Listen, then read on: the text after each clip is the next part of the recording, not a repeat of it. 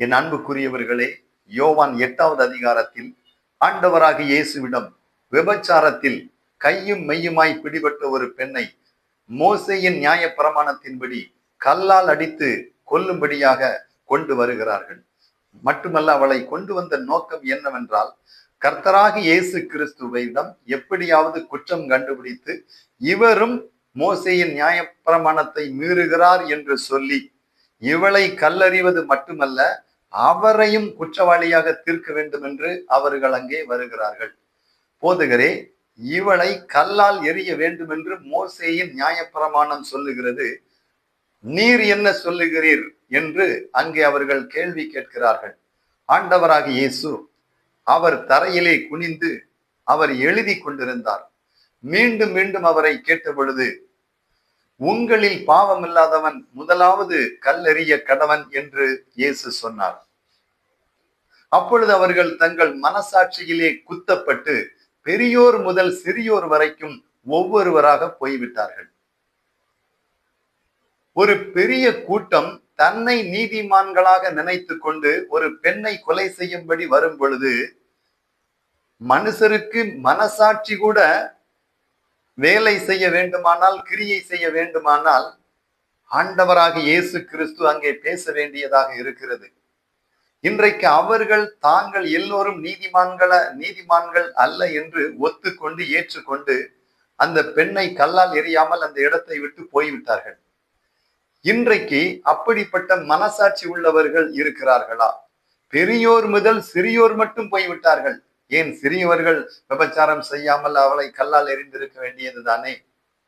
என் ஆண்டவராகிய இயேசு சொன்னார், ஒரு ஸ்திரியை இச்சையோடு பார்க்கிற எவனும் அவளோடு விபச்சாரம் செய்தாயிற்று தன் இருதயத்திலே என்று ஆண்டவர் சொன்னார். அப்படியானால் நன்மை செய்கிறவன் ஒருவனாகிலும் இல்லை, எல்லோரும் பாவம் செய்து தேவ மகிமை அற்றவர்களாகி போனார்கள். அவர்களை, பாவிகளை மீட்கத்தான் இயேசு இந்த உலகத்திற்கு வந்தார். போகட்டும், இயேசு அவர் நிமிர்ந்து பார்த்து பேசினார்.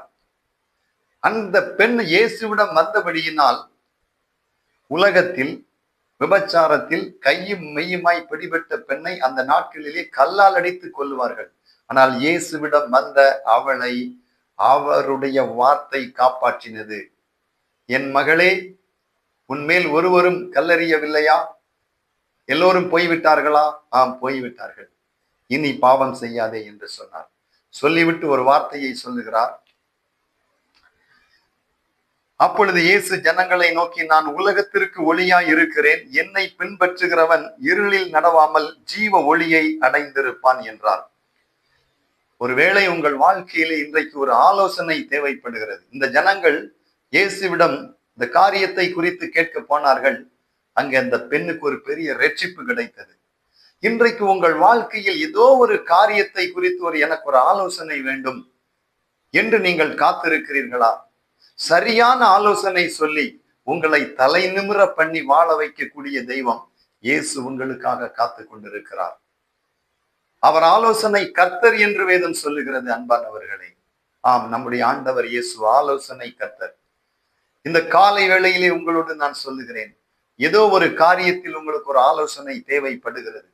உங்கள் வியாபாரத்தை குறித்து, உங்கள் வாழ்க்கையை குறித்து, உங்கள் ஊழியத்தை குறித்து ஒரு ஆலோசனை உங்களுக்கு தேவைப்படுகிறது. எந்த மனுஷனும் பொய்யன் என்று வேதம் சொல்லுகிறது. நீங்கள் மனுஷனிடத்தில் போய் ஆலோசனை கேட்க போகிறீர்களா? கர்த்தரிடத்தில் வாருங்கள். முழங்கால் படியிட்டு கர்த்தரோடு பேசி ஆலோசனை கேளுங்கள். அவர் உங்களுக்கு தரக்கூடிய ஆலோசனை உங்களை வாழ வைக்கும், உங்களை உயர்த்துவார். கடந்த நாட்களை நினைக்க வேண்டாம், முந்தின நாட்களை நினைக்க வேண்டாம், பூர்வமானவைகளை சிந்திக்க வேண்டாம்.